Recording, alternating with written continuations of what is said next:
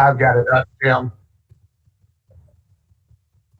It still says waiting. I'm going to refresh real quick.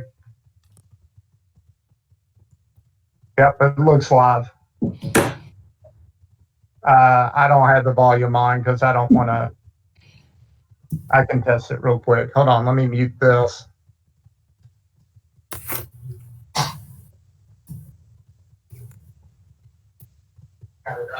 We're good.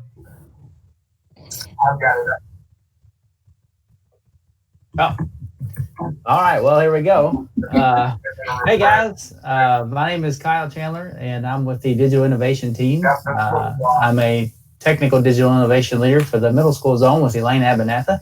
And today I'm joined by a couple of my counterparts, Sade and Jack, and they've got some of their rockstar team from one of the elementary school zones that are not only library media specialists, but also wear the hat of school technology coordinator. So Jack and Sade, I'll let you introduce your crew and take it away. Yeah, sure. Well, we're really excited about this session. I got 3 super talented people here with me who are going to offer a lot this afternoon. Jason is at Fairdale Elementary, Hannah is at Schaffner, and Stephen is at Auburndale. And I'll let them tell you a little bit more about themselves as they start to present. And I am going to share my screen here in a second and turn it over to Jason. So let me get that done. While Jack is doing that, I just want to point out that we have 2 people today with us that are first year STCs, right? Mr. Beck and Ms. Hune? Yes. And then Jason is a veteran, right? Yeah, I've been doing a while. Yeah. All right. Well, I think we are ready to go. We started this session because there are not all that many people that have both dual roles as a library media specialist and STC. And when I started meeting with them, I kind of asked them 2 big questions. You know, what is it that you've been doing in both roles as an LMS and an STC to help support your students and staff during NTI?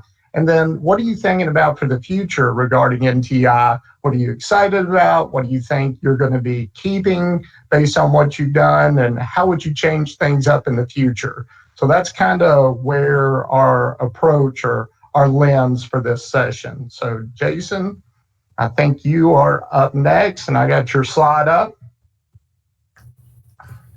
Hello, everybody. My name's Jason Hiley. I am at I'm at Fairdale Elementary. That's my Twitter there. I do try to keep semi-active on Twitter. I do try to focus a lot of the things we're doing in the library. I do try to spread that on Twitter. So that's my Twitter there. So we can go on. There we go. I've been doing this for about 13 years. I've been at the same school all that time. I've been a librarian all that time. I've done STC for about 8 years. I actually started the STC job when I first started at Fairdale, and then I traded it off to somebody else for a couple of years. So it's right at about 8 years total. It's the last 4 definitely, and then before that was 3 or 4 years at the beginning. So I've done it back when the school had a big computer lab and everything was Windows. And I was doing it when we first started getting the tip computers. So I've done a lot of the different things as the roles have changed over the years. For the last couple of years, I've also sponsored or coached the STLP team for our school. We did go to Lexington last year, which was exciting. We were supposed to go this year, which of course didn't happen.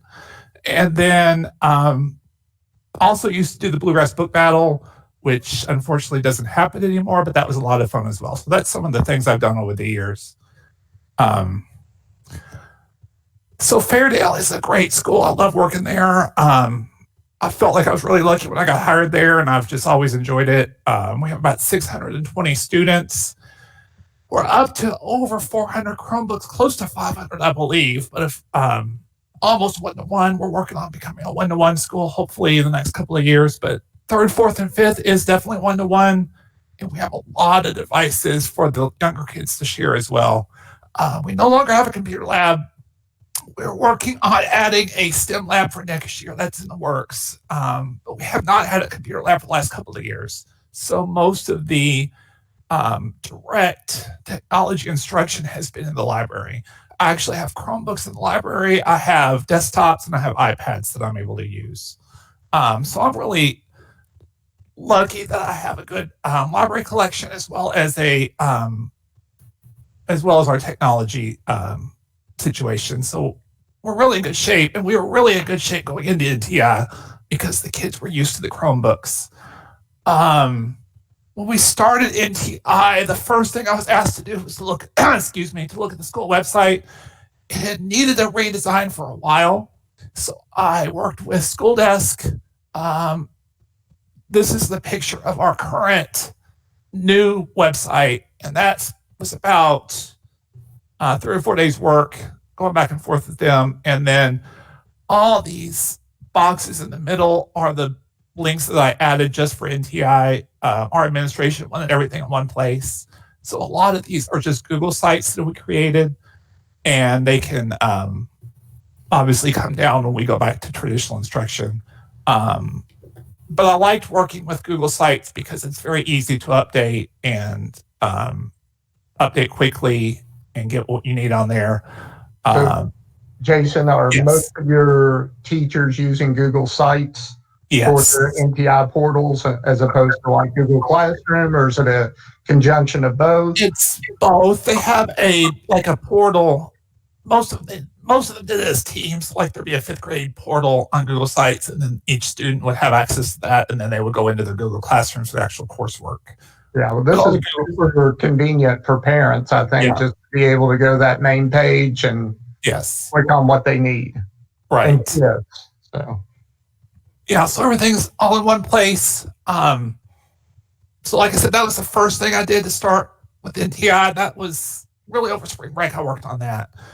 And then I also worked on making sure, the staff and students all had logins, had what they needed. Most students, like I said, are used to using Chromebooks, were able to log in. Some of the little ones, especially, parents needed help, students needed help. So I had texts, I had phone calls, I had emails. So the first couple of weeks, that's what most of my time was spent doing, was making sure kids could just get on, find what they need to get to their classroom. And I also spent some time making some Screencastify videos, like how to log in, how to find resources.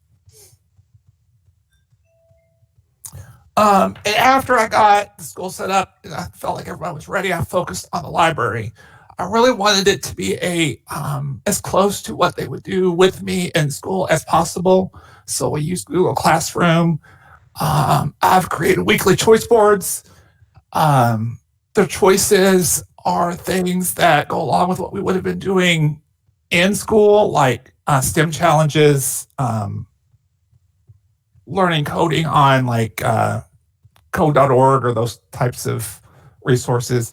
I also brought one of our robots home so I could do some robotics with the kids. I kind of made some videos, putting it together, programming it so they could see it. I could, of course, do it with them. They could at least get some experience with that. Yeah, a great idea. What robot are you using?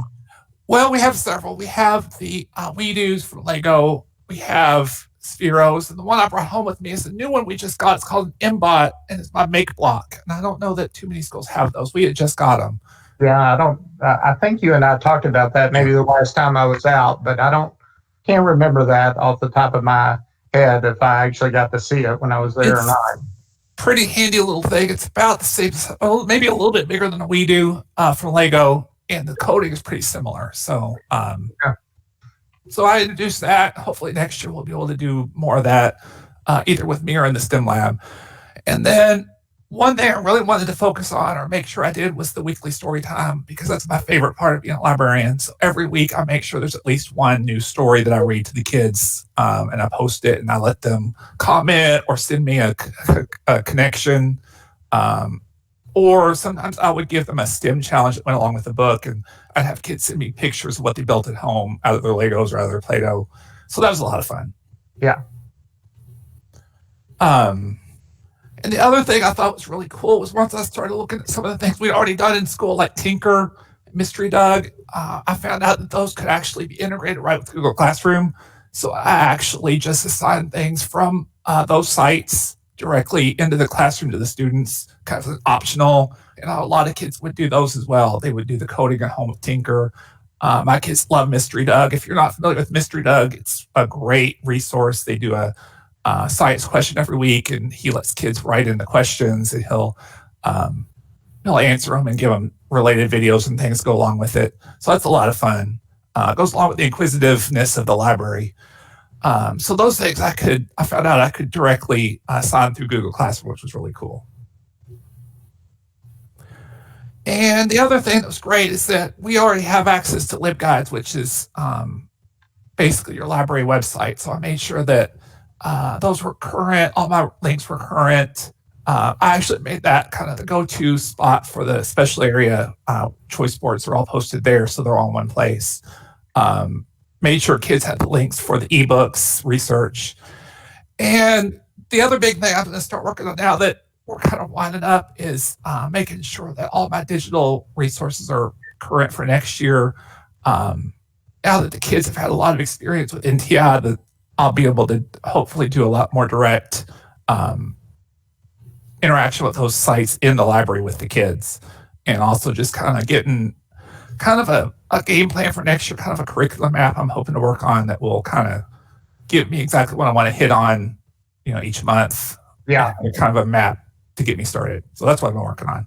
Well, while we were waiting for our technical difficulties to get solved, we had a big discussion about those ebooks, and maybe after the other two get finished with their information, we can circle back around to that. Sure. But thanks, Jason. That's You're welcome. Really good. It's nice to know, it's helpful to other people to know what others are doing and how they can learn and get resources and ideas. So Right. Appreciate you being here. You're welcome. Hannah, you are up next. All right. Hi, my name is Hannah Hune, and I am the librarian and the STC at Schaffner Traditional Elementary School. And I put up my Twitter handle there, and I put up kind of regular updates as often as I can on Twitter there as well. For the information about me, I've been teaching for a total of 9 years. I had some years in the classroom before I became a librarian. So I taught third grade for about 5 years. A little bit of it, I actually taught AP math for a while. I've had kind of a journey. Then I taught 5 years in the library altogether, but this is actually my first year as an STC. But I didn't take over this role until October when I switched school. So I'm very, very new to this, going into Schaffner. So I'm new, but I've tried to do some new things since I've been there, and coming in, seeing kind of where we were with technology. It's been kind of a big eye opener, I think, even from where I've been. So that's kind of what I'll get into next, kind of our technology stats. So we have, I said about 550 students. We're a little bit over that, in between that and 600. And altogether, we have in the library only about 10 Chromebooks and 5 iPads. And then we have one shared iPad cart that the 7 kindergarten and first grade classes share together. So all 7 classes share that. One Chromebook cart that was just newly bought with our KETS money from last year that arrived in February for our 5th grade to share. Those 4 classes share that one. One Chromebook cart that is a kind of a floating cart that the school signs up to check out 6 at a time. And then another, what was our computer lab that now is a Chromebook lab that people sign up for times to go into, that doesn't have a designated teacher. They sign up and go in. So, and then each class kind of has a mixture of anywhere from 2 to 10. Could be desktops, could be Chromebooks, could be iPads. It's kind of a mixture of devices that they have. Some of them even have Kindles. They've all bought them with money from PTA fundraisers and things like that. It's just kind of a mixed bag. We are not a Title I school, so we're a lot further behind in some of the stuff that we have as far as getting that technology. So I put over there that is less than half of the building having some kind of device. We are nowhere near one-to-one. So going into NTI, we have a lot of kids that have no idea how to log in. They had not had Chromebooks in their hands very often. We were always partnered up, so we always had to log in as a guest when we got on Chromebooks primarily, unless we had to beg, borrow, and steal to get a whole set and then try to log in. So that was pretty rare. So that was kind of our it was a very big problem going in. So my first thing that I did right away was everybody had to have directions on how we were going to do all of that. I think we needed that straight away. So preparing those things, getting them all ready to go. But on the library side, I've been giving kids opportunities to explore with virtual field trips, and still making sure that I'm doing our read alouds. I wanted to make sure to keep it as close to what we do in our daily routine in the library, and staying connected with them, updating our LibGuide to reflect all of the software that's free right now during the NTI, and just kind of sort of what Jason said too, just making sure that my LibGuide is kind of a main resource for them. A lot of our lessons would go back to the LibGuide, whether they're able to use the Gale online resources, getting on National Geographic to look up an animal. One thing that was really pressed upon on us was that our special area assignments should be extremely easy to do. They've got a lot that they're doing in their homerooms, so special area should be something that should be able to be done in less than 20 minutes. So the idea of doing something that's really difficult, or maybe a really large project, was kind of thrown out the window. So I'm trying, you have to think on your feet about something you can do that's going to be fun and really quick. So lots of Google Forms, those lunch. I also talked about utilizing author read alouds, and doing a lot of stuff with Storyline Online. Listen to an author read a story, comment on it. Those lunch doodles with Mo Willems have been great. Oliver Jeffers has a lot of really good ones where he'll read a book and then do an activity following that, and kind of changes things up a lot. And the virtual field trips have been really cool too. They can watch something and do some kind of STEM activity with it afterwards, and take a video and upload it of what they've done. So it gives them an opportunity to do something that's fun. So I think that's been my main thing with the library, is just staying connected in that way. Well, that's a lot for sure. Just giving them different choices. I feel like that was our main push for special area, just across the board, is that should be something that is stress-free. I think that's kind of been the goal. From the STC side, I think, you're trying to troubleshoot anything that you think is going to come up, making sure that it's taken care of. So before we even left school, we had a Google form that, a doc that we printed out that gave directions on how to access their logins and get onto Classroom, so that the parents knew what they were going to be doing. But I created a Screencastify too, so that the teachers knew how to get to their students' logins through Infinite Campus, so that they could print their whole network security information for themselves, because they got asked that a lot. To kind of try to see that stuff before it happened and be able to know how to get to that information. So lots of those Screencastify videos, just kind of throughout, anytime something was asked and I thought it was going to be something that the whole staff would need, creating those. I also created a Google site. Our school did not have one, and it seemed like a need. So I created that one from out of the thin air. So we did not have one, and now we do. And it is something that I think we're going to be doing in the future. We're going to probably try to utilize the Google site format. So we used it for NTI, but I think the staff really likes it. And every every grade group has a page, and I think that they found that it actually was really nice, and it was a quick way for parents to get to it, and it's really nice to be able to edit everything. So I think it's kind of changed their minds on the way they want the website to look, how easy it is to edit. So Yeah, I've had some converting people there. yeah, you can't beat the simplicity of No. that.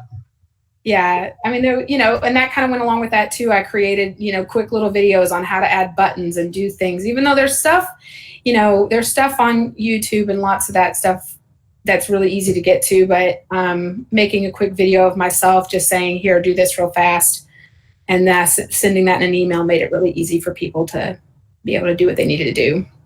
And then from there, just being on call as parents and teachers and students need it. It did make those first few weeks really, really difficult. But since then, I think you only have a few here and there. So I've been able to handle mostly the library side of things. I think that's been the hardest part. Is the STC stuff was really heavy in the beginning, and I felt myself getting really stressed and not being able to do the library side, but it's kind of worn off a little bit, and the library side's been able to pick up. So yeah, it's the same here. I think everybody was under a lot of pressure, and things have kind of settled into not things now because we're only 8 days out or whatever, but yeah, settled into a pattern, which is always helpful. Yes, I think adults also like routine, I guess. They do. Yeah. All right. And then for my last one, I kind of talked about where that's going to go from here into the future. This is probably the most promising thing. I think overall, we have seen a need for skill building. Like I said, we don't have a computer lab or a computer teacher. So that has mostly fallen on me. And I think it's glaringly obvious that not having a set of Chromebooks in the library is a problem. And the need to get closer to one-to-one in our school is a huge problem. Yeah. So those are two really big things. But the library is probably going to be a place to offer more skill building lessons, even if it's also keyboarding skills, Google Classroom skills, getting kids just used to doing it, especially our younger ones, because you can see most of what's happening during NTI with the younger kids is, at least on my end, their parents are the ones answering all of your questions and doing all of that stuff. They're not really the ones that are talking to you on there. And so we really want them to be more independent on Google Classroom. Yeah, it's a great point, Hannah. We just did a session earlier today and had been for a while on the channel about KCAN2 and getting, kindergartners, first and second graders on devices and logging in and being more responsible for that. I think right after you all finish up your presentation, we're having another one of those people come on. Jessica Cullen, I think, is on the list today of people who's presenting. So yeah. Well, that was we were working on that with our first graders right before we got out. I had my first graders every day just practicing logging in over and over again. We practiced with a pretend keyboard first, and then eventually did that, and then we were all of a sudden out. So that was something I was working on with them. For this next school year, we have moved to a schedule where I will now be fully flex instead of having a special area schedule. I think that's a huge, powerful thing that the staff saw the need to have me collaborate more with teachers, have open times where they'll come in to maybe do STEM activities after they finish a book, and do different things with them where they work on their backpack defenses and stuff like that. I'm really excited about the opportunities there to lead from the library and really push all of the different things that we can do from there, especially on the technology side of things. So, I have kind of my demands on that so that I can still do read alouds and stuff so that I don't lose the library side, because you do always have to have a balance. But I think I'm excited about the prospects of where that's going to go and the amount of things that we can do from there, using some other librarians as an example who've done it before me. So, yeah, Hannah and all three of you, we say this all the time on our team, that the library media specialists are like a key tech person and leader in the building. So we value you all so much to help spread the good word of education technology to the kids and the staff. So you all are key. So that's pretty much it. I'm excited about next year and trying that out and not being tied down necessarily to the classroom part. Well, I like this, this group, this trio who's talking, because you all are so representative of so many of the schools, with a mix of, we have a lot of technology, we have kind of the medium level, and then I know that you all have struggled a little bit more with that, Hannah, to try to get more and more devices. But, schools are limited on how much money they have. And I know that the leadership is really trying to make major inroads to getting those devices in hands. I saw on the news a couple weeks ago that there's a new program, or I don't know what you call it, but I do know what you call it. It's called the Student Access Project. And it's where companies and nonprofits are donating with the idea of getting more Chromebooks or devices into kids' hands. So it's exciting that we have something like the Student Access Project now in place, and hopefully more and more money will roll into that. I know, at least on that news article, they said something like there was $37,000 already raised for that purpose. So that's good. Yeah, it's awesome to see these companies stepping up and people wanting to help and take care of our schools in these times. So, hey, do you guys know if this presentation is linked? Let me see here. Yeah, I linked it earlier, Kyle. Great. Okay. Great, guys. Well, thank you, guys. Oh, let's see. We're just now getting to Stephen. Jack, how do you want to run that? We've got Amy on the line as well. Go right ahead. Yeah. Do we have a 1:30 presentation? Yeah, Amy's in the wings for. Yeah, I'm up for 1:30. Okay. Yeah. Well, Stephen, I hate to not give you your time, but I know that we signed up for another session. Would you be okay to save your information for next week to help us get back? That will be fine. That will be fine. And we've got, all these slides are linked so people can see your information. They just won't get to hear from you directly. And I apologize that we won't get to do that, but we have same here, Stephen. Yeah, and thank you for joining me. Mine should take about 20 minutes. So I don't know how long his takes, but mine should only take about 20 minutes. So I know that only leaves him like about 3 minutes, but if he wants to share some. Thank you, Amy. I think we'll just give a big thank you to these three right off the bat. And Stephen, I'm again apologize, but we are signed up again to repeat this session next Friday at the same time. So maybe we'll reorganize the slide deck and have you go first. Okay, that sounds good. All right, guys. Well, thank you all of our LMSs / STCs from the elementary zone with Jack and Sade for joining us. We appreciate it. Again, so sorry, guys, for the technical troubles we had early on. We keep fighting this thing, and unfortunately, that was one of the victims today. But at this time, we're going to be joined by Amy Mueller. And Amy, was Michelle going to join you? No, Michelle's not going to be joining me at this time. Great. Okay, so Amy's going to talk to us about Infinite Campus quizzes and Google Drive integration, which is awesome. I think some of these are some of the better hidden secrets of these platforms that we have available to us at JCPS. So Amy, take it away. All right, thank you so much. I really appreciate this time because I feel like there's a lot of cool things in Infinite Campus that people just don't know is available. So I'm going to go ahead and share my screen every other time I do this right. So let's see if I can get this in there. And so everybody should see Infinite Campus. Do you see Infinite Campus? Yep, we see you. Cool. So I'm just going to demonstrate one little thing in Infinite Campus. Yes? Yes, I always forget that. I'm so sorry. So I'm just going to demonstrate one little thing in Infinite Campus, and then I have the rest of it in my Google Slides. And so basically, I am going to demonstrate what it looks like when the teacher applies some things, and then how the student will fill it out on their side. And to make it simpler and fit within the time constraint here, I thought that I would just put everything in a Google slide deck, but I'm just going to show the very basic here. First of all, this isn't a training environment. These are not real students, and this is a fake school just for training purposes. And so I'm just going to go show some teacher tools. I'm going to go ahead and hit add as if I was going to add a new assignment. And the main things I want to point out here is underneath the basic part where you put in the assignment name, the abbreviation, and the dates, there's an area down here where it says for students. And so in the for students area, this is basically, it can serve a lot of different purposes.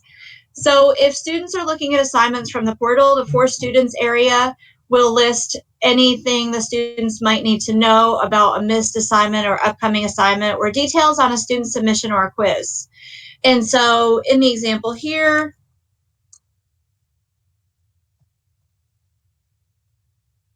make it real basic. So I have some basic directions in there. Now, one of the things I want to show down here is that a teacher, if they want to share things on their Google Drive, they can just go on in here to Google Drive. Now, the very first time they do, it's going to ask them to set up their account. And so I'm not going to click continue at this time, but a teacher would just go in and put in their information. And then the next time they don't have to do that, it will automatically connect. And so this does allow the teacher to go in and share something on their Google Drive, and then the student can do the same thing when they're in there. So what I'm going to demonstrate right now is the quick assessment. And so the quick assessment is like a quiz that's automatically scored based on right or wrong answers. It is a multiple choice, so it's yes, no, true, false, or answer whichever one's correct. So I'm going to add one question.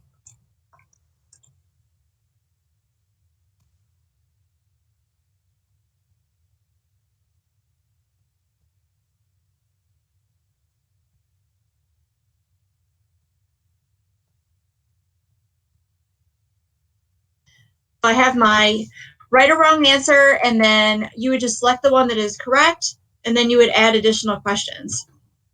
So it's really simple to put together, and if you had the content somewhere else, you could even copy and paste it into this area. I do have a quiz already built in my Google Slides, so I'm going to go ahead and demonstrate that. I'm going to hit cancel at this time instead of adding that. But just to show you a couple of different things, we've got all of those options below, and then there is a for teacher area. So what I'm going to do now is I'm going to switch over. So does everybody see my Google slideshow now? Hopefully. Yes, Amy, we see you. Perfect. Okay. So down here, this is just what I've demonstrated a little bit. There's also something called External Learning Tool, which allows JCPS to attach external learning tools that are activated within each school to Infinite Campus. So the one in there is Wikipedia that we have available. So if a teacher wanted to attach a Wikipedia article, it could go into the external learning tool just by clicking on it, look up an article, and then the student will have direct access and not have to search for it. There's also the ability to upload documents. So if they didn't want to share something on their Google Drive, they could also upload a document. So this just demonstrates the first part that I've mentioned and the Google Drive setup. So in here as this example, I have uploaded a file in addition and added an assessment. So I showed you how to create the assessment, which is simply adding questions and putting in the content. Now, when the student logs into the portal, they will be able to see the assessment and click View Assessment. So here, my description is answer the questions. In this example in the Google slide, it's answer the questions in the quiz by Wednesday, May 13th. My other one just said answer the 5 questions and hit Submit. The quizzes are based on a creation date and a due date, and the quizzes will no longer be available after a due date. So a teacher could say, create or fill out this quiz and submit it by Friday, and then after Friday, the quiz will no longer be available. So when they go in there, they're going to click on assignments, they're going to see the assignment, and then they're going to see the start assessment. So in here it says not scored yet, and it has total points 5, and it has whatever content the teacher has put in there. So as the student moves in, it's really easy to fill out. the description of above. So I have in the following sentence, identify the type of word that is underlined. Johnny ran to the store. And then the student will select whether it's a verb, adjective, or noun. In my question, it was, what does non-traditional instruction stand for? And then I had 2 items to select. So the student will simply scroll through this quiz, click on the very large and easy to select buttons, and then hit submit. So this just shows scrolling down, the student has selected adverb for the very first one, and it has selected an item for the second one. Now, because you've selected a true or false or correct or incorrect answer, you'll see that it automatically scores the quiz.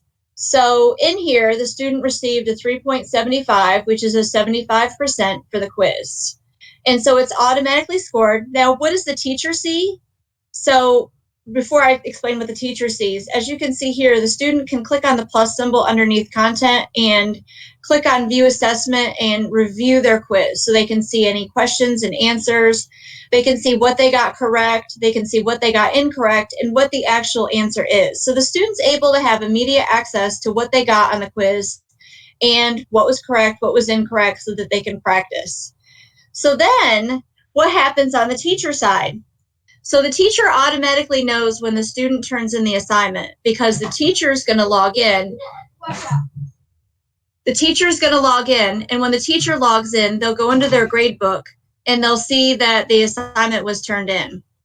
So here the student got a 3.75, and as soon as the student submits the work, it says turned in, and it shows that they got a 75% on it.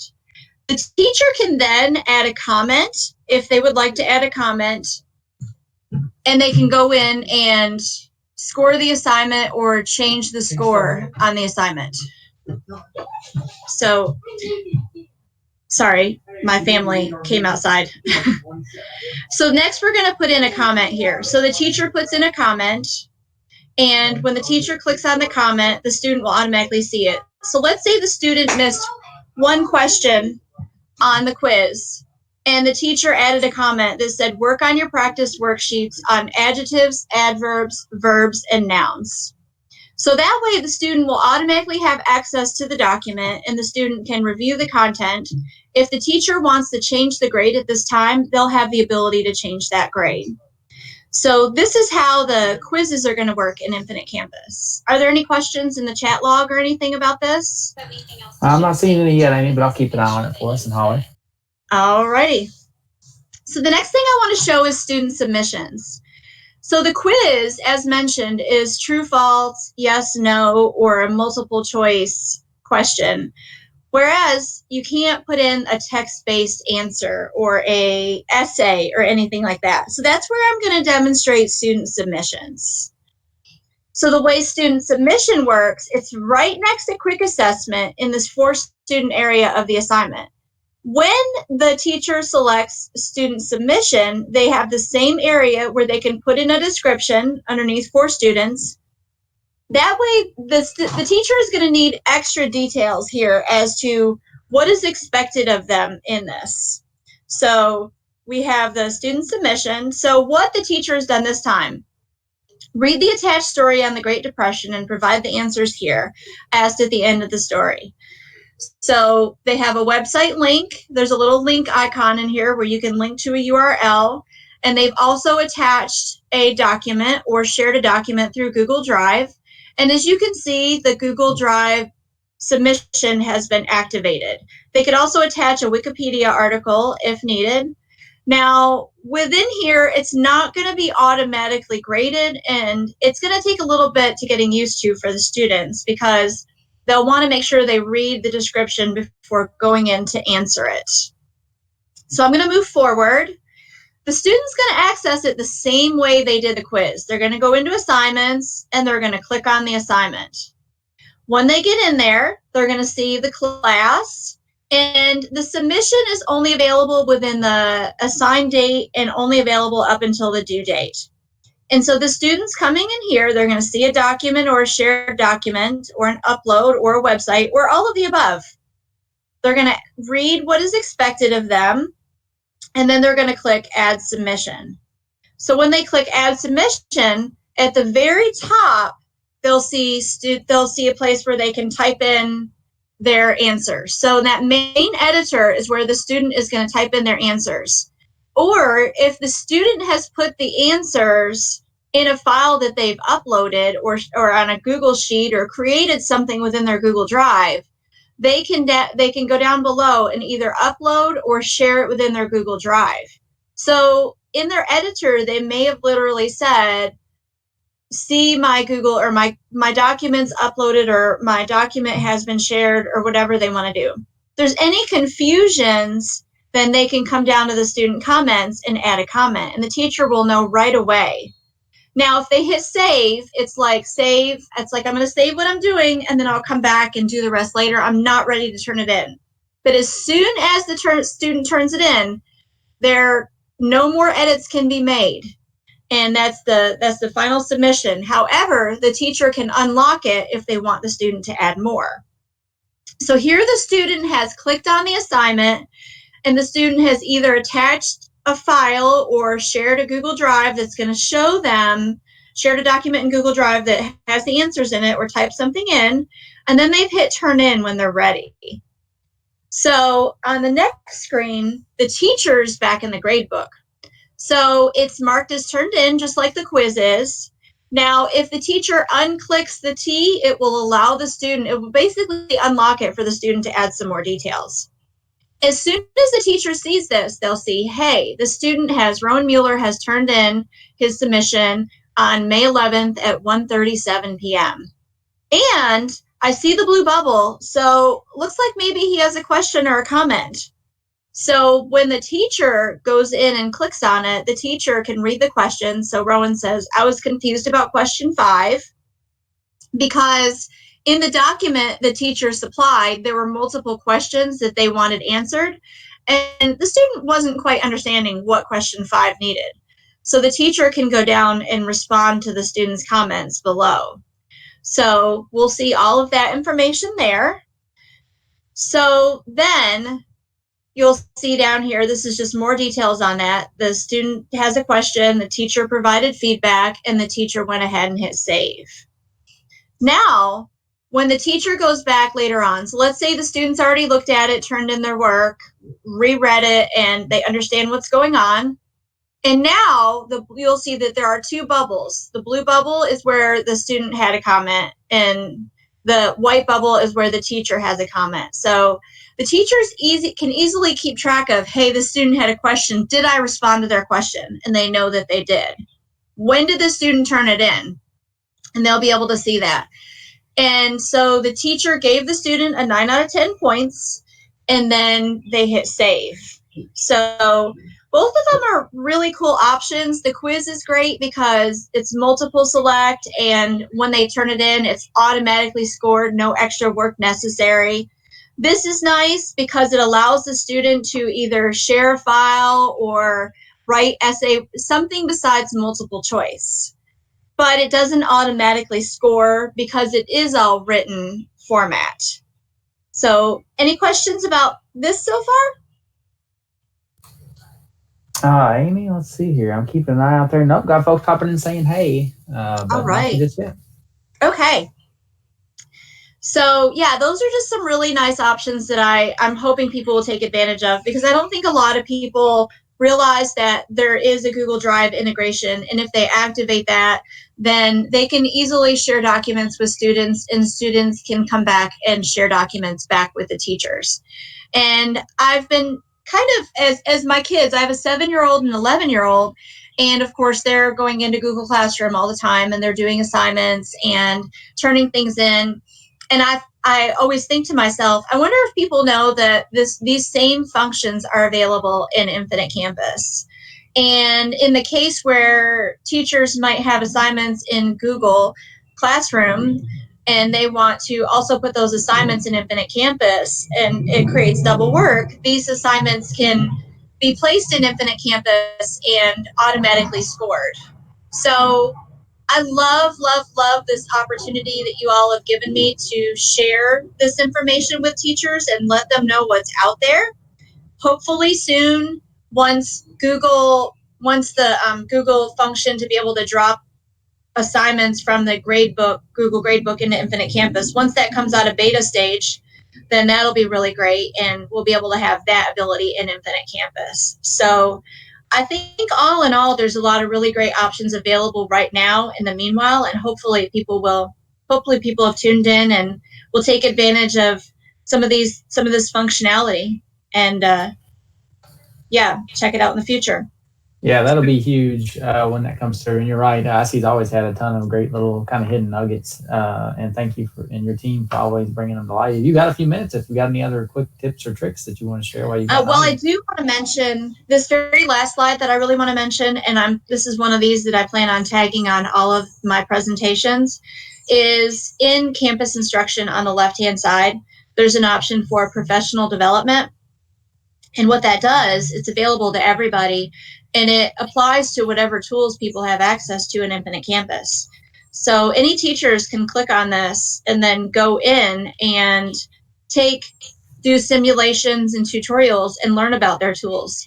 So I really like people to know about this, because when we get brand new teachers that haven't been to training or haven't had another teacher within their location train them, they can come in here to professional development and learn about all the different tools within campus instruction, or even current teachers who want to go in and learn about that. And this is available on all areas of Infinite Campus. So I'm hoping that people will go down there to professional development, and then that's something really great to learn about even now, so that they can see what all these new things are that are within here.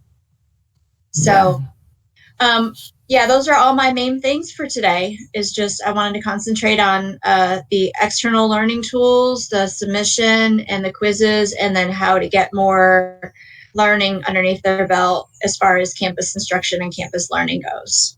Absolutely. And could you remind us again, for those that may be unaware, kind of a little bit about your team and who they can reach out to if they need support? Oh, yes, absolutely. So Michelle Brown and I, Amy Mueller, we do a lot of the Infinite Campus training for the district. And if anybody ever has any questions, I'm more than happy to answer those questions at amy.mueller@jefferson.ky.schools, or you can call me at 485-3907. I do have my phone here. I'm not around it as much as I was when I was in the office, but I'm always happy to answer any questions or research any issues. So, yes. Thank you very much. And I can attest to the fact that Amy means it when she says to call or email with questions. So many moons ago, I wore her out with questions from the building, and whenever I was at Moore, and her and her team were always a huge help. So she means that genuinely when she says to reach out. Thank you, Amy. Just for the note, you never wore me out. Always happy to answer any questions. Yeah, I appreciate it. I would get so lost in the weeds. It seems like there's always like the one person that understands the ad hoc reporting in the building. And so somehow that got juggled around, and I got curious. Oh, I love me some ad hoc.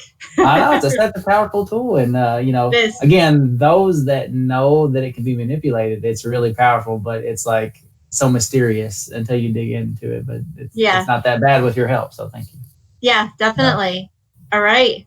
Well, you all have a wonderful weekend. You too, all right. Annie. Good seeing you. Thanks, you too. Bye-bye. All right, guys. Well, that concludes that session, and I'd like to draw your attention, if I could, to the NTI portal, where you can find a schedule of upcoming shows for the coming week. So if you visit jcps.me/NTI, and then up there at the very top, you can grab the NTI Teacher Toolkit and the Digital Learning Schedule. That'll drop you off right over here, and you can see the weeks down below that you can then pop into all the way into just about the end. They're finalizing the last few days as we speak, but you'll see that they are listed by the day and then time slot. As always, if you have not subscribed, please take a moment to subscribe to the Digital Learning channel where you're viewing us live now. And be sure to remain active in the chat. Let us know if you guys have questions. Let us know where you're from, what school you're from, what role you're in. And without much further ado, it looks like next up we have, let's see here, let's get in the right time. NTI in the primary grades with Miss Jessica Cullen and my teammate, Miss Sade Grays. Let's hop back over and see if they're on with us. Hey there. Hey, Jessica. Hey, Sade. Hello, Kyle. So happy to be back again. I was just with you 30 minutes ago. I know. It's never long enough. I know. But, And Jessica was just with us this morning. yeah, you guys are pulling a double shift. So it's great to see you. Well, I'm going to turn it over to you and let you introduce yourselves. But thank you for being with us. If you are joining us in the chat, don't forget, let us know who you are, where you're from, what role you're in, and ask questions, guys. We like to keep that thing hopping. Thanks. Well, I'm Sade Graves, Digital Innovation Leader for Zone 1 Schools, and I'm joined by a wonderful School Digital Innovation Leader from Eisenhower Elementary. You want to go ahead and introduce yourself? Sure. I'm Jessica Cullen, like you said, first grade teacher, digital innovation leader at Eisenhower. And Jessica is going to be talking about NTI in the primary grade this afternoon. I was about to say this morning. Mm-hmm. And you were just with us this morning talking about KCAN 2. I saw some of the wonderful strategies that you were sharing in that session. So some of that people were seeing and commenting on in the chat, you'll be able to, keep that going with this session.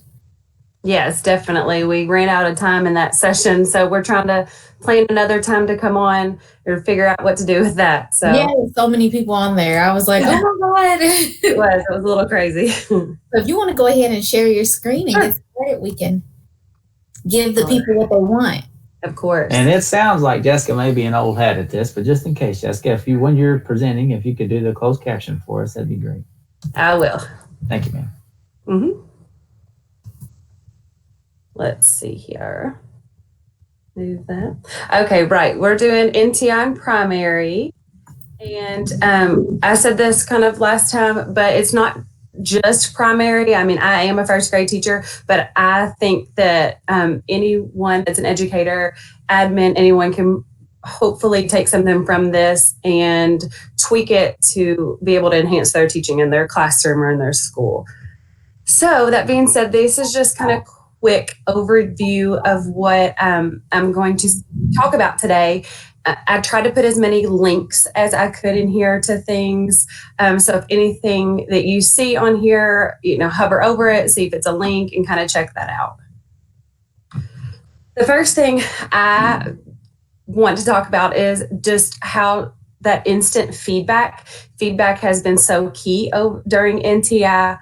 I have, spent way more time than I needed to talking to kids, leaving little comments on things when simply I could have just used like a little digital sticker or an emoji or your Bitmoji just for a quick feedback on things. That you don't need to type out, paragraphs for each student on each item that they've chosen, but something to show them that they, you've seen their work, you appreciate their work, just that connection with the students.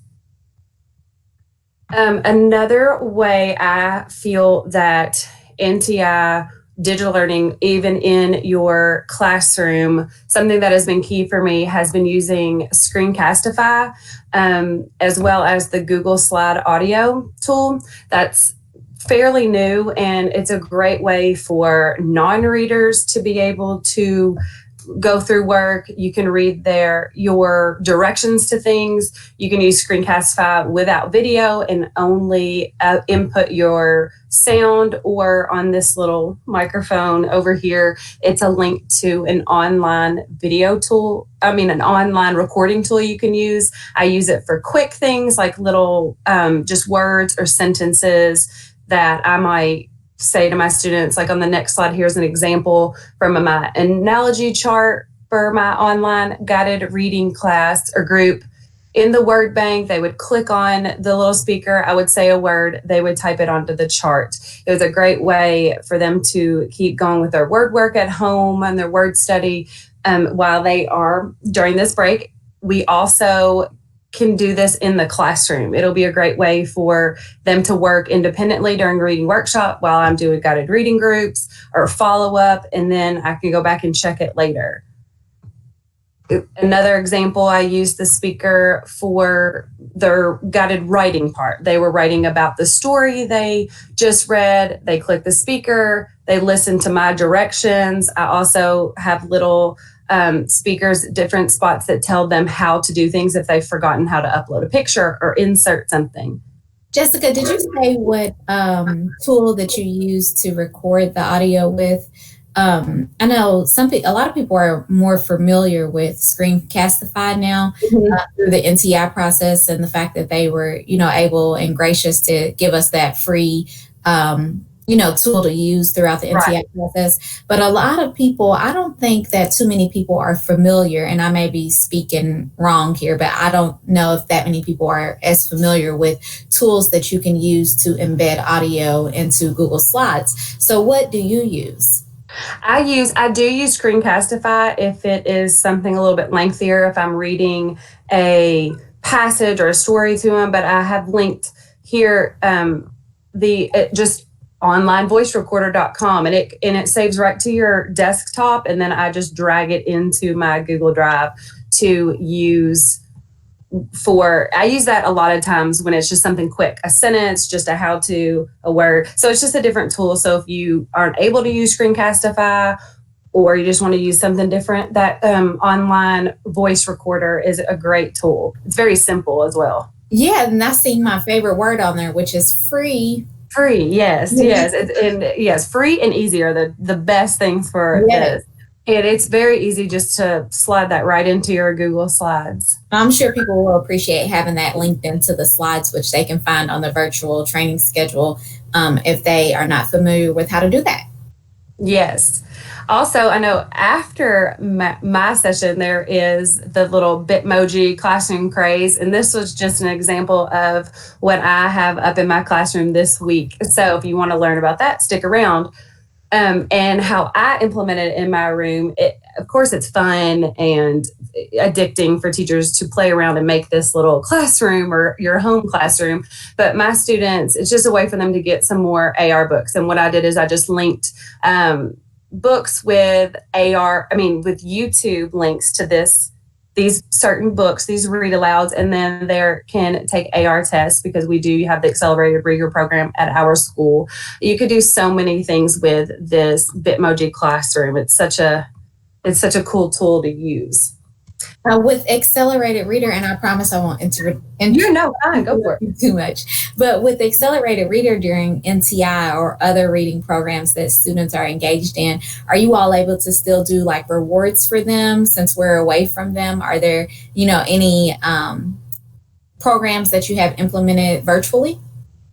We have they have goals that they're meeting, and once they meet those goals, we're going to have virtual award ceremonies for them. When they come back to school in August, they might be able to get more of the physical items that they can receive.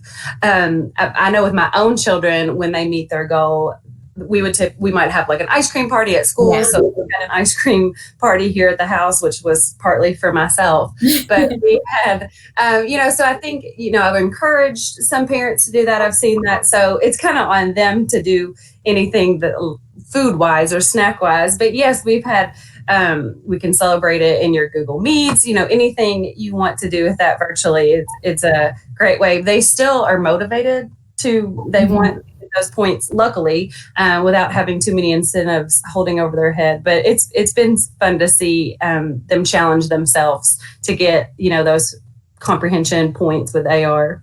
Yeah, and it's good that they're still intrinsically motivated without having those extrinsic motivators like the ice cream party or what have you. Right. I'm pretty sure they're like locked in their house. A lot of our students, not all of our students, but locked in the house with plenty of snacks. So, yeah. Okay. So here's my student choice. And I think this has been very key at the end of this NTI to kind of keep my students engaged and coming back. I have my students, are coming and working. All of my students are doing their work. They are all constantly online with work, coming to Google Meets. They're engaged. And I know that we are all kind of feeling a little low lately at the end of all this. But the last 2 weeks I've done student choice, and I have linked right here a Google form that my students filled out with help from their parents of just what they wanted to learn about. I wanted to know, what are their interests? And it's kind of like those interest inventories you do at the beginning of the year. This was just a digital form, and they filled out, some chose space, some chose swimming, dance. then from that, they were able to figure out a way they wanted to present their learning. I had a little girl make up her own dance. This little boy right here with this link here, he just made a Google slide, and he knew how to do the background, put in text boxes. This was the project he had. And then he was able to kind of fill out his questions that he wanted to focus on for his passion project. I had linked Epic books, YouTube videos, National Geographic, because he was space, NASA Kids Club, all these different things that he could choose to explore. Nothing was required. He could explore on his own. And then he decided how he wanted to present it. I had also embedded some worksheet type organizers. Didn't have to use it. That wasn't part of the project. It was just for their benefit if they wanted to use it. Then I went ahead and made kind of an example slide if they wanted to use slides. And each one of these text boxes linked to a Screencastify video that showed a how-to. So if they wanted to know how to choose a background, they could click on that and go to watch me show them how to do a background. Or if they just wanted to learn how to change their font and add fonts, they could click on that. And I think that was so fun for them, because then I look at their final projects or their final presentation, and it's amazing to see him, make the background, change his fonts, do text boxes, and, do all those things that we do as educators. And then the students are able to do it and they get excited. They didn't have to use slides. I had students create things with Legos or Play-Doh. So it was really up to them. And I think that student choice, it's huge in the engagement aspect. This week, my students were doing critters, and they could choose ladybugs or bees. And so I have linked right here just kind of a choice board with bees. I know that choice boards have been very beneficial during this time. So this is my choice board. It's hard to see, but you can link to it. And every day they would just copy and paste an X and place it on the box that what they chose. And this little girl chose to do a book from Book Creator, and she did a great job. She was putting in all her content and showing me how she learned all this content and what she knows about bees. Wow. By just creating a book. It was amazing. And, specifically these students, they're not always the top readers or, top students in the classroom. These are from, all the students, they might struggle in one area, but shine doing this. So it's been amazing. And I got awesome feedback from her mother. She was telling me how she was struggling with her at home, getting her to get excited about things. And as soon as they brought up their Book Creator and started doing it, she really was excited, wanted to add more pages, just wanted to do a book for everything. So go for it.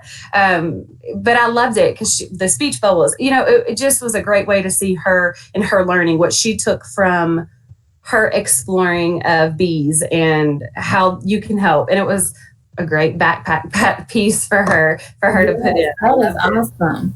It was. I had a couple make a beehive from Play-Doh, and one little boy did baseballs and or baseball players too. And he could have, we talked about creating a baseball field with Legos, anything that would just engage them with things that they're interested in. I know my husband, he teaches high school, and I know he got his PE class to get moving with TikToks. So, just whatever the kids are into is a way to engage them.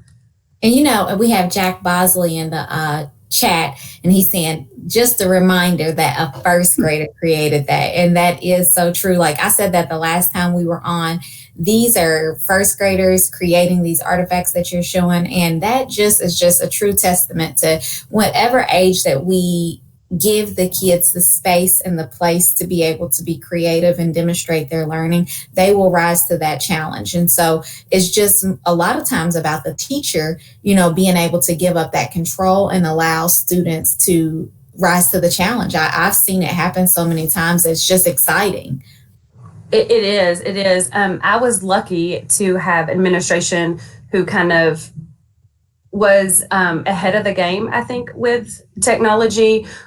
For 3 years, we've had, Google trained, Google certified teachers in our building. We've had Chromebooks for the last 3 years. We're not 1-to-1, but we are 2-to-1. So my students have been able to, do these things in the classroom. And I think that's key. I think going into August, that teachers really need to front load students with, technology and these, using all these tools, and especially the younger babies, because they are able to create with technology, and blending that to learning with, traditional learning with the digital aspect is so key. And we live in a digital world, so it's very, it's relevant. It's just who we are today and what we need to do. Yes, my niece she's 7, and that was what she was telling my sister. I know how to get logged in to Lexia or whatever. She knows her password. She gets right on. And at first, my sister was really nervous about this NTI process because her 2 olders are 12 and 13. And she said, they know what to do. They know, how to log in, whatever. But with my 7-year-old, I really don't know if she's going to know all the ways to get logged on to these things. And she really surprised her. She did better with her digital work than she did with her written work. And I told her, though, that's the world that kids live in. Right. And you can find that balance in your own classroom and what you're comfortable with. I know that Jack Bosley likes to joke with me that I will find a new tool and then the next day I'm using it in my classroom, which is pretty true. Yeah. Because I learn with them, and I think they enjoy that as well. I'll say, look at this new tool I found, and we kind of play around with it and see what we can do. And then I learn from them. A lot of times they figure things out with it before I do. When I was in the library, if the kids would show me something and they would say, Miss Grace, can we do this? And, right there, I say, fine, let's do it together. And a lot of times they would show me how to use it. And then when my next class came in, I'm like, I'm the expert. They taught me. Yes, exactly. Yes. I know. All right. Well, speaking of like new technology and things, I just recently learned about Jamboard, which is a Google tool that we all have access to. I actually learned it from JCPS Digital Learning. And then my one of my first grade teammates, Haley Pack, she came up with a great idea. We were kind of discussing how we were going to celebrate the students here at the end of the year, because we like to do things in our classrooms, but of course it's so different being at home. So she came up with the idea of having a Jamboard every day for each student, every day towards the end of the year. And so here's just an example of one. We would put the picture of the student in the middle or wherever you would want. And then they each were able to put their little sticky note and leave a sweet note for her or him. And it was awesome to see all these, just the collaboration and just communicating with each other. It's been great to see every day there. I think they're most excited about that. And I can't wait. It's just a great memory also for them to take a keepsake back with them for their first grade year, even if it was a little different ending. But it is a great way to kind of end the year if anybody wants to do that. Jamboard is pretty easy. So you're sharing their jam that has their picture on it and their nice, quotes from their peers. Are you sharing that with parents so that they can keep that? Yes, I am. Each one is a separate jam, and then they get to keep that. And whether they just keep in their Google Drive, or I'm sure that some parents will probably print it out. It's just, I think it's great. And some parents, I'm sure, doing little memories of this time, and that's something that they can add to it.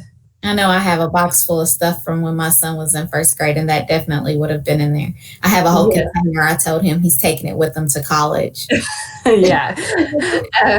Also with Jamboard, I have loved these where I've put, my students have numbers. So I have put a Post-it note with every number that I have in my classroom. And then they put a Post-it note to answer a question. This Make It Monday was actually from this past Monday. They just made an equation to make 61, just a little math. And then also I had asked what they wanted to learn more of. I think this links to a blank one of it if anybody wants to use it. And I stole this from JCPS as well. Stole the idea. I love Jamboard. I'm trying to come up every day. I'm coming up with new ways to use it. It's been great. I've seen it with guided reading where they have letters and the sticky notes. They can move them around to make words. It's been fun to work with. We have Elaine Abernathy in the chat Yes. sharing her love for Jamboard. Yes, I know. The week school ended, I was in the library. You know, librarians work those last couple of days. Nobody's there. Right.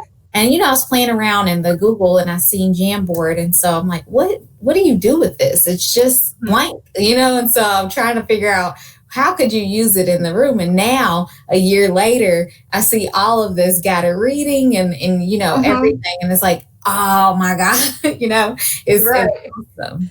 It's fun. It's great. I love being able to use it. It's a great way to get everyone to respond, especially for those kids that don't want to, raise their hand or talk in front of the class.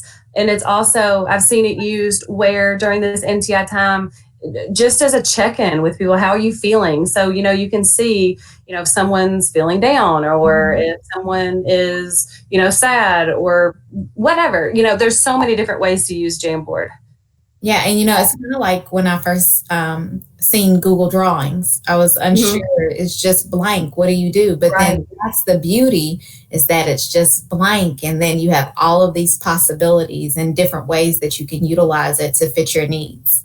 Right. I think the blank is where sometimes it's a little frightening because you're like, oh my goodness, which direction do you want to go? But then once you go one direction, then you think of all these different ideas for it. Yeah. It's fun. And kind of moving with that, Google Meet has been so nice to connect with your students. I know people are using Google Meet all different ways. They've done live learning that way, guided reading groups, all different kinds. I haven't done a lot of educational meets with them because I wanted to kind of keep them fun. We had scavenger hunts, storytelling.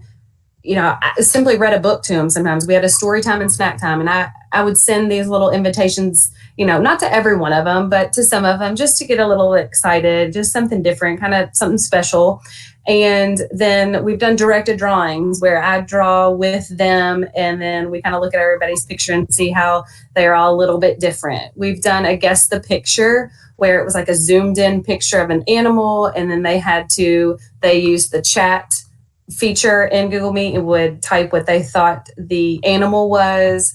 We played scenarios, which I also took from the Barker Finch crew. I did categories, just some fun games that you can do virtually with your students. I mean, it was just an awesome way to see them connect. We did a Make Me Laugh challenge. Things are fun. Just keep it light. Yeah. I also I think this was very key, and I'm trying to figure out how to do this going into August, however school is going to look like at that format.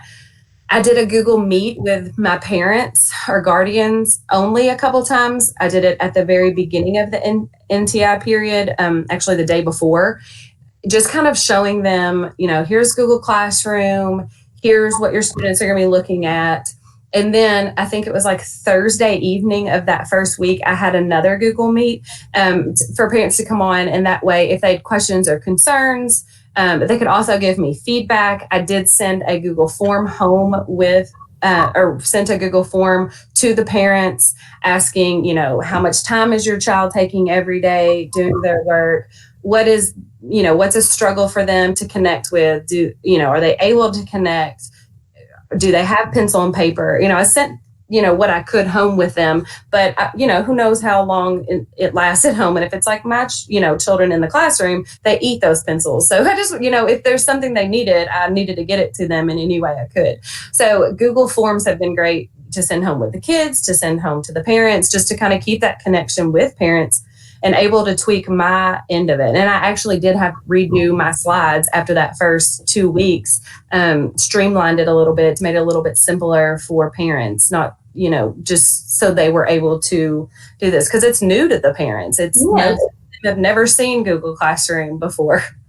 I think with Google Meet too, you know, as a teacher and as a library media specialist, one of the things that I always felt bad about is that when we had open house or when we had family night, you know, you always had those kids that would come up to you the next day and say, "Oh, Miss Graves, I wasn't able to make it. Sorry." And it just opens up a whole new world because, you know, if they weren't able to get there, maybe they, you know, just didn't have transportation or whatnot, they would have that option of being able to connect with the teacher using Google Meet, and they wouldn't feel like they, you know, missed out on something, or their teacher and their parent weren't able to have that conversation because they weren't able to get there. So I love that aspect of it.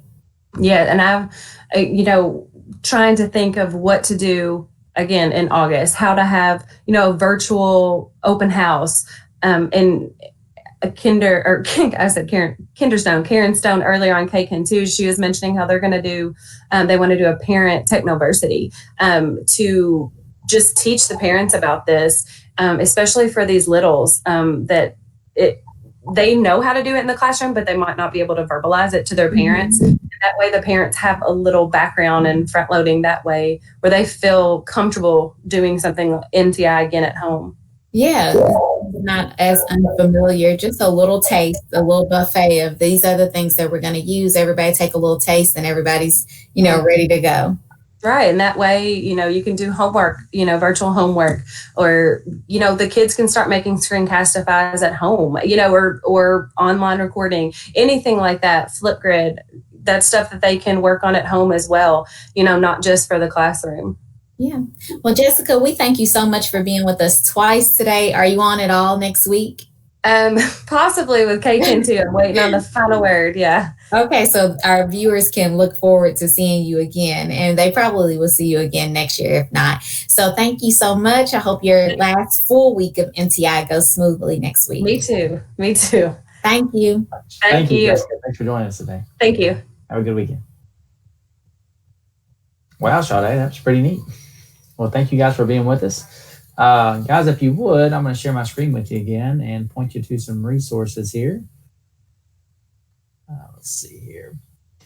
So don't forget to join us at the JCPS NTI portal so that you can keep up to date with the calendar through the remainder of the year, along with many other resources that are available here to you.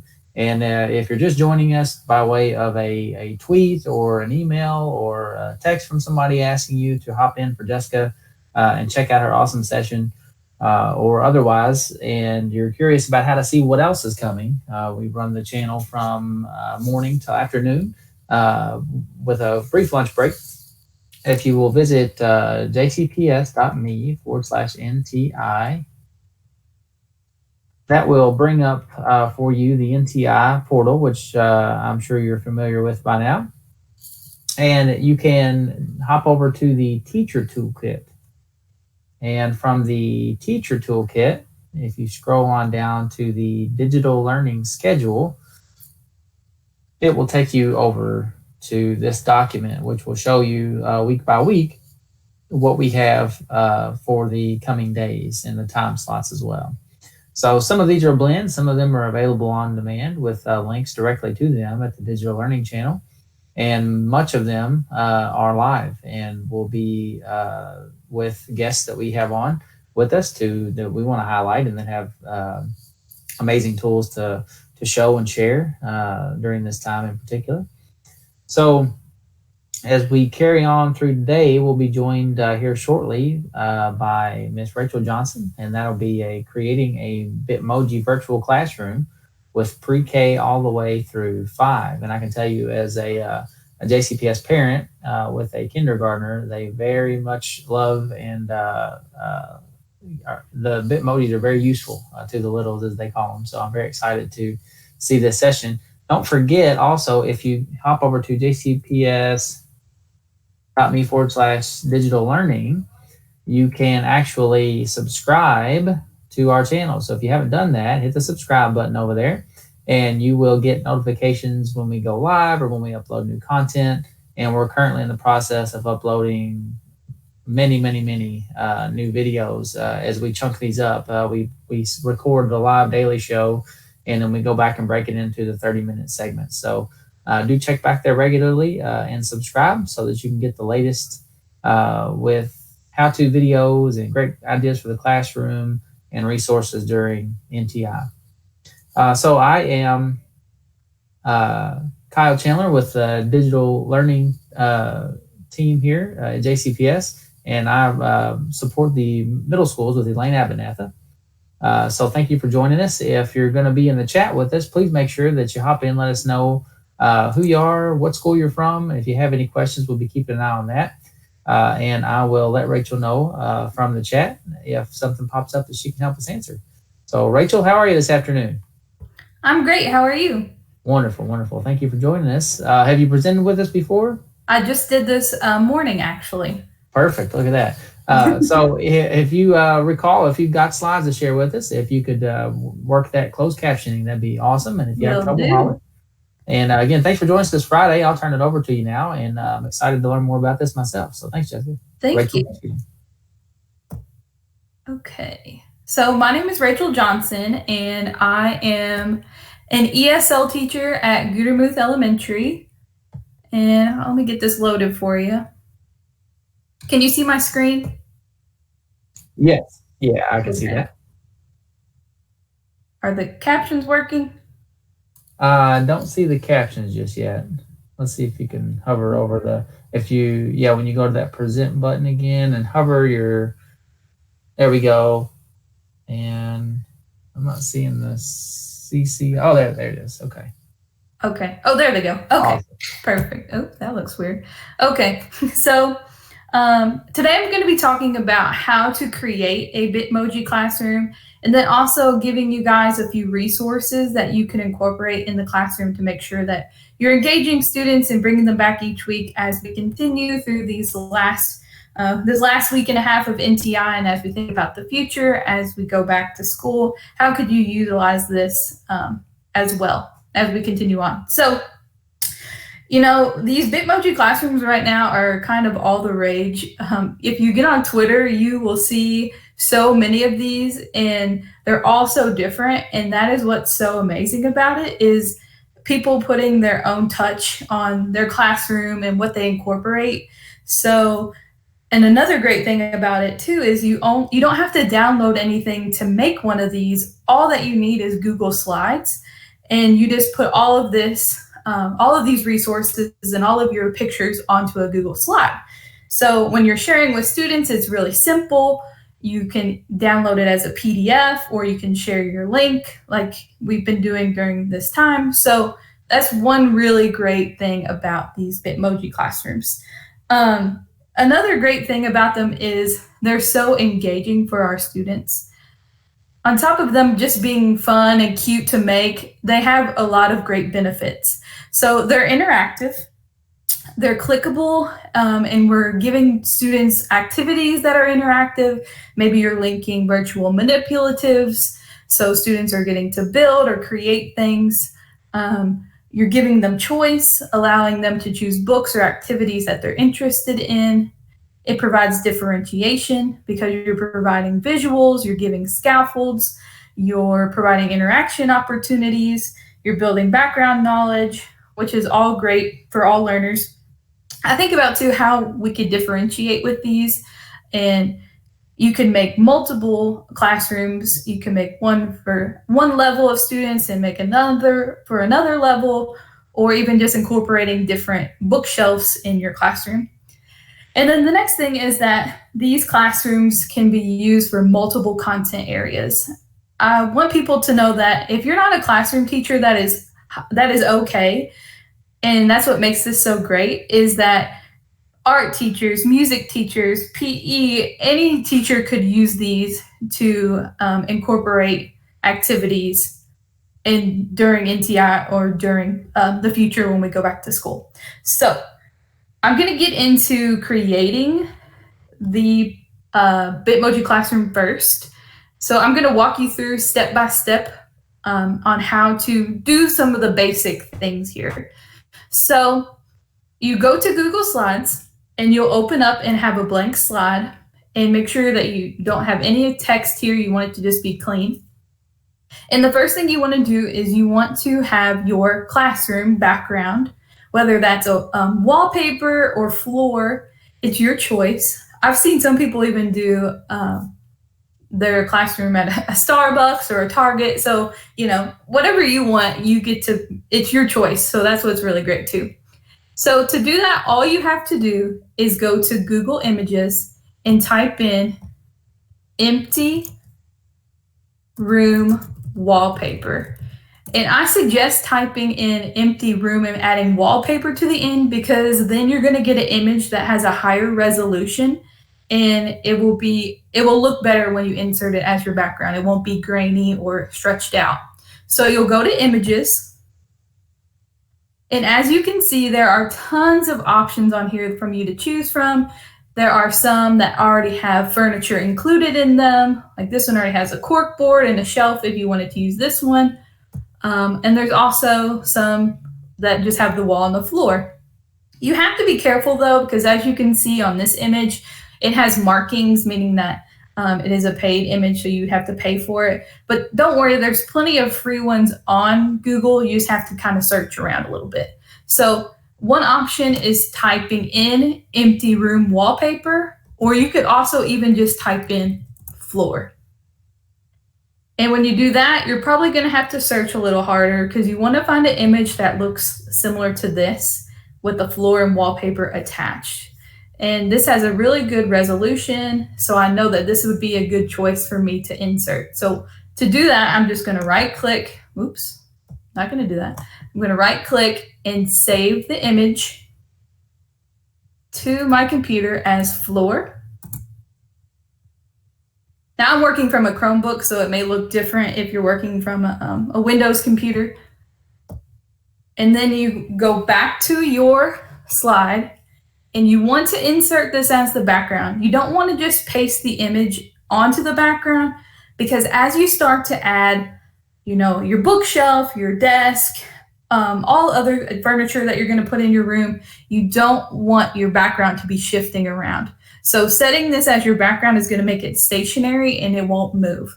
So I'm going to click background. I'm going to choose the image, and I could use this and search the Google or image search if I wanted to, but I like to go to Google so I can get a better view of the image. So I'm going to browse, and I have it saved right here as floor.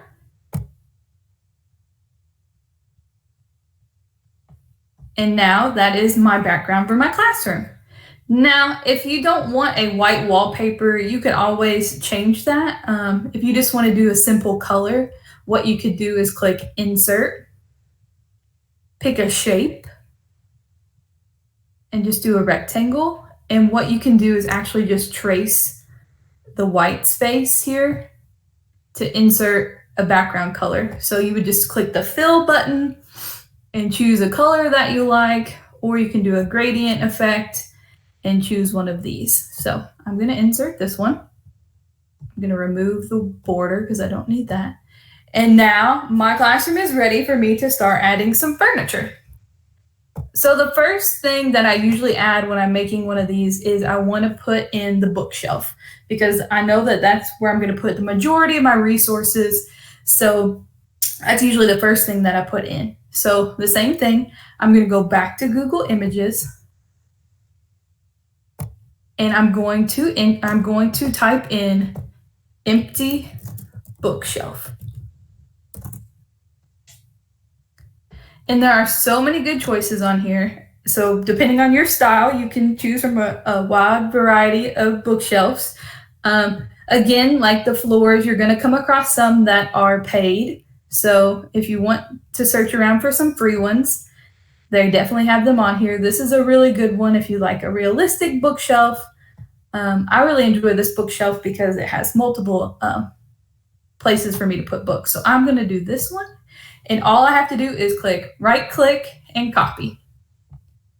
And then I'm going to come back to my classroom and hit Control V to insert that image into my classroom. And then you can move it however you like. Now, I'm going to show you one more piece of furniture to add because I want to show you how to remove a background from an image.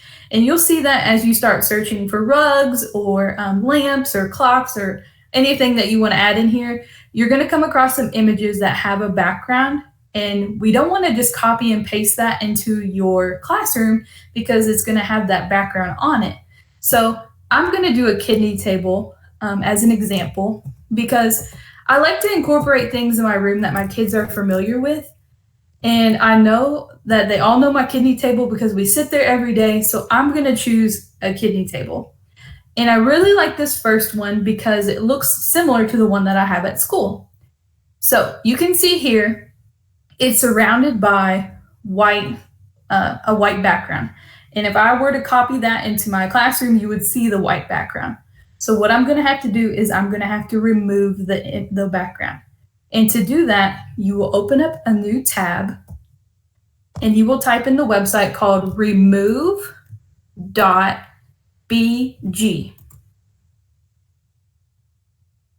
And all you have to do is click your table and drag to the website. And it is going to remove the background for you. And then I'm going to go back and I'm going to paste that into my classroom and adjust the size. Now, I don't like the way that this table's positioned. So what I'm going to do is I'm going to flip it. And to do that, all I have to do is click Format Options, Size and Rotation, and then click Flip. And that's going to turn my table the way I want it. Also, too, I had a question earlier during the first session. As people start to add stuff, you'll see that things start to get layered. So, for example, I know this isn't ideal, but if I wanted my table behind my bookshelf, I could do that by simply highlighting the object and then hitting Control and the down arrow, and that is going to remove or push my object behind something. So moving things in order to make sure that everything is on top or behind is going to be important for this too. So the next thing to really wrap up your classroom once you have your furniture, you want to put in your Bitmoji.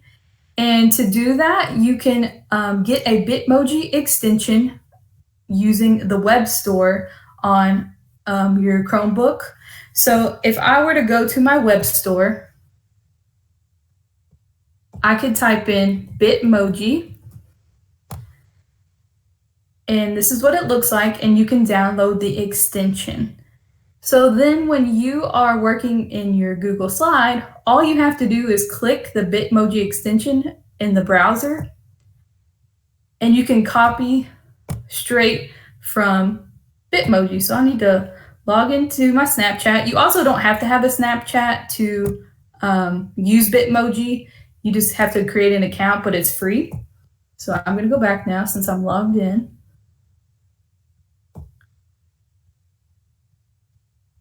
And you can see I already have some that I've used. I'm going to use this one right here. So all I have to do is just right click, copy the image, and then Control V to paste into the classroom. And that's it. So now I'm ready to add resources. I'm ready to add a book to my bookshelf. So what I'm going to do is I'm going to search for a book that I know that I've already created a video for. So to do that, I'm just going to go back to Google again. Let me close out some of these tabs here. And I'm going to type in the title of the book that I want to add to my shelf. So I'm going to type in The Bear Went Over the Mountain by Isa Trapani. Go to images, and then I choose the cover of the book, right click, copy the image, and paste in my classroom. Then I want to shrink it so that it can fit onto my shelf. Put that right there in the center. Okay. So now that my book is on my shelf, I want to link it. And a lot of books you can find on YouTube that someone's already recorded. The only bad thing, though, about YouTube is a lot of students aren't having access to YouTube. Their privacy settings are restricting them from viewing videos. So the best thing to do is to use a Screencastify, record your own video, and then you know that that video is saved to your drive, and then you can get a shareable link.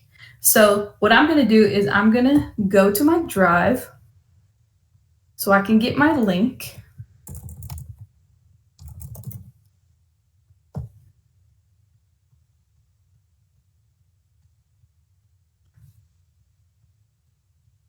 You know, Screencastify automatically saves them for you in a folder on your drive.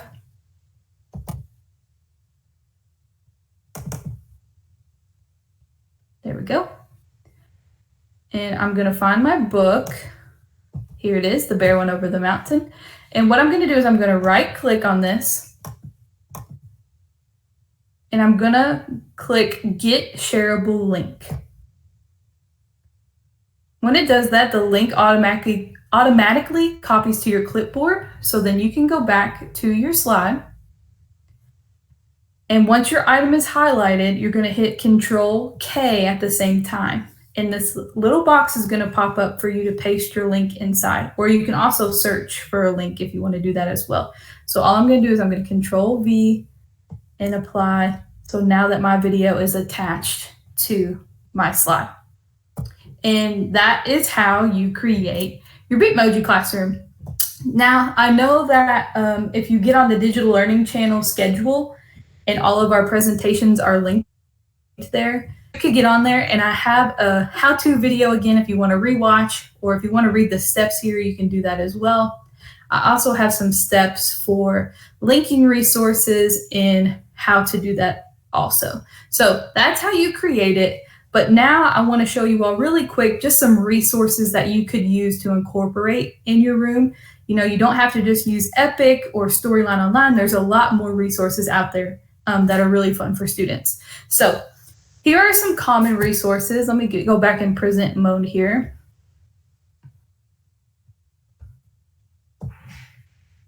All right. So here are some common resources that you could use. Most of these are literacy. I do have 2 math resources, but if you have any other additional resources that you all have been using that are working well with students, you know, drop them in the chat, share them with others, so we can all keep creating these awesome Bitmoji classrooms. But I divided these resources up into different categories depending on what you need for your students. There are read alouds, leveled readers, articles, multiple language books, and manipulatives. So the ones that have an asterisk next to them are ones where you're going to need an account.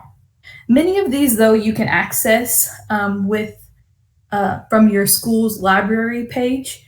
If you want access to these, I would email your librarian and ask for the username and passwords, because they will gladly give that to you, and you can explore some of these really good resources. I'm only going to show you just maybe 2 for right now, but like I said, with this presentation, when you receive a copy of it, all of these are linked. So if any of these you want to go explore, all you have to do is click the logo and it's going to take you right to the website. So me being an ESL teacher, I definitely have to show you one of the multiple language websites, which is Unite for Literacy. So I'm going to click this.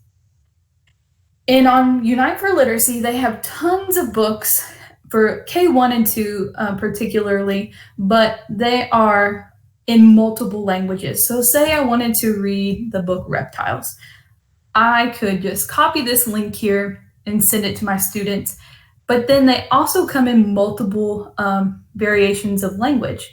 So as I open the book and students start to read, you can click English, Horned lizard, and then you can choose your narration. So I've already chosen Somali. So if I wanted to click this, it translates it for the students. So this is a really great resource if you have a high population of English language learners at your school, or a high population of newcomers, because they have a lot of cool topics on here and it's translated. So that's one. And then I'm just going to show one more, and I'm going to show this one too because like Unite for Literacy, there's no login required. All you have to do is take the link and post it, and kids are going to go right into it. So that is Rivet. And what makes Rivet so great is all the interesting books that they have. They're all topics that the kids would really like. You can see here, they have YouTube books, adventure, animals, arts and crafts. I mean, so many things on here that the kids would really like to read. And they have multiple levels. All you have to do is click, and you can see which Fontes and Pinnell level they match with. And then also books in Spanish. So really great resource. If you see here, some of these have these little lines for sound. That means that they have a reading option where it'll read to them. So if I were to click this book, Water Slides, all I have to do is click through the pages. And then if I want that to read it to me, I could press the cat. Look at the water slides. And then the option of clicking one-to-one on the word. Look at the water slides. So those are just two examples that I really wanted to show you all today, because all of these on here are great. So I would definitely check out all of them if you can, because all of them give an option of listening. And I think back to our English language learners again, and all students, if we have a text that isn't their grade level, you can always have that option of them listening. So I want to just show you a few examples of how you can use these. You can see here by all of these are linked. You can tell that because it turns into the hand. So all of these students could click on. I also have these cubes linked so students can go to the virtual manipulatives. And you could also even link the globe if you want to do like Google Earth or something. I didn't do that in this one, but I've seen that on other teachers' classrooms. But then another important thing too, when you're making them, is if you have a whiteboard or a smartboard in your Bitmoji classroom, you could always post a video of a mini lesson on there. And that is so great, because then you're guiding instruction. Maybe you're having them watch the video on your mini lesson and then choosing a book from the shelf to summarize. So that's an option. I've also seen people write their objectives on the whiteboards. I've even seen a teacher who had students sign up for guided reading groups on the smartboard. So, think about it as you would use your whiteboard or your smartboard in your classroom. Use it here in the same sense. Also, you don't have to use a traditional classroom. If you want to take your books and resources outside of the classroom and really give students a different look, you definitely can. And by that, I mean doing thematic units. I know for pre-K students, they follow a big day thematic program. And on there, they have set literature books that they have to use. So this would be a great resource for Head Start, early childhood, pre-K, but then also anyone who does thematic units in their classrooms. So next year, we've already decided that we wanted to do a rainforest unit. So we decided to put ourselves in the rainforest, show some of the animals that live there, and link books about the rainforest. And this is so great because it really builds background knowledge for students. And we know background knowledge is so important because it gives students the visuals and helps them understand those concepts and get more in depth. So by just changing my background and adding some funny clothes and putting all these various books here, we're allowing students to learn more about the topic. This is the assignment that I'm actually using for my second grade next week. We're going to be learning about different amusement park rides. So you can see here, I don't have a bookshelf, but I'm linking objects. So my roller coaster is linked, my Ferris wheel is linked, the merry-go-round is linked, the cotton candy is linked, the toolbox, and the Flipgrid. So students will come, they can click on the roller coaster, and it will take them to a book on Rivet where they can read how they're made. Then if they want, they can choose other things here and to learn how they're made as well. And then they can record a Flipgrid to tell me how they're made. And they can even use the toolbox, and that takes them to the virtual manipulatives where they can attempt to build their own amusement park ride using cubes or blocks. Another option is This is Miss Gentry from Goodermouth Elementary. I actually co-teach with her, did this past year, but notice how she's not using a bookshelf as either. She's actually using animals. So they're doing a forest habitat, and students can click on an animal and it will take them to a resource that will teach the students about that. I want to show this resource too because it's really neat. It's called Pebble Go, and right now it's free. So if a student wants to learn about a squirrel, they can click the squirrel and it's going to take them to Pebble Go. Like I said, there's a login, but ask your school librarian and they will give you the username and password. And then look how nice this is organized and how user-friendly this is. They have the body, habitat, food, life cycle, fun facts, places where students can read more, videos, listening, a map, and then the option of listening to this as well. So another really cool resource during NTI. So I would really encourage everyone as they start to create their own Bitmoji classrooms to share them on Twitter using the hashtag JCPS Virtual Room. I know that since I've been on Twitter the past couple weeks and seeing everyone's, how much I've learned from others and all of the cool resources and ideas that people are sharing. So if you don't have a Twitter account, I really suggest it because it's a great professional learning community, really, because you're getting to network and connect with teachers all across the district, and it really opens up that communication and collaboration. So that's it for me. Awesome, Rachel. You were getting a lot of love on the really the whole presentation in the chat, but so we also had some mentions of there being like some Facebook groups now. Yes, somebody said that there's a Bitmoji Craze Facebook page. Right, but much appreciated. Kudos to you on the emphasis on the professional learning community with Twitter as well. So obviously, you know, JCPS and then much of this team tries to maintain a pretty active showing on there, but most importantly, you guys do, and you learn from each other, and it's huge. This was really creative, and I appreciate you sharing this with us twice now today, right? This is your second. Yes. Mm-hmm. And then again, I'll be presenting Monday at 10:30 and Wednesday at 10:30. So awesome. Very good. Well, you have a wonderful weekend. We really appreciate you joining us, and we'll look forward to seeing you next week. Thank you. All right. Thanks, Rachel. Have a good one. You too. All right, guys. Well, again, just one more time, if I could give you a plug for the schedule into next week, I'm going to share my screen with you real fast. And if we head over to jcps.me/NTI, and then on up to the teacher toolkit, you'll see a link to the digital learning schedule. That'll take you over here to this link and drag you down into a week by week and then into the day and even half-hour time slot to what will be available to you next. So let's see here.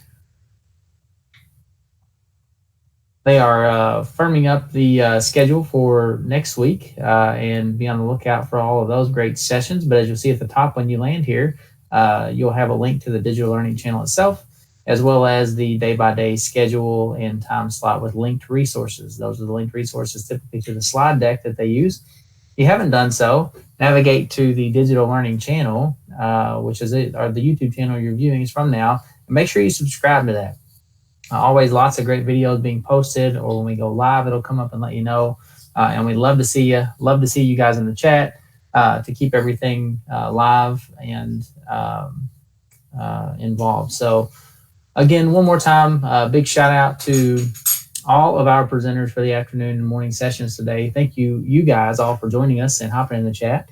And a big thank you to my team, who is always a big support, not only to our district, but to me personally. And I greatly appreciate the hard work that they put in, and it's an honor and a pleasure to work with them all. So have a great weekend, everybody, and we'll catch you again Monday morning bright and early. Thanks, guys.